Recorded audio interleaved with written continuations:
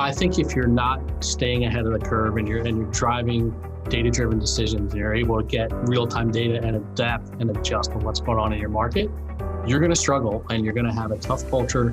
You're going to have a culture that's kind of stuck in their ways and they don't want to change it. They don't want to stay ahead of the curve because they're just used to doing it that way. And it causes frustration.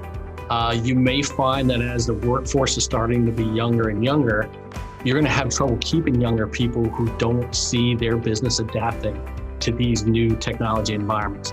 We're all tech companies to some level. There's just no getting around that. It's how we use tech properly. It's not our core business maybe for a lot of companies, but we're using technologies to do things better.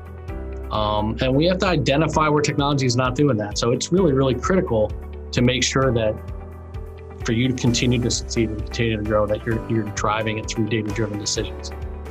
Really, it's dear and dear to my heart.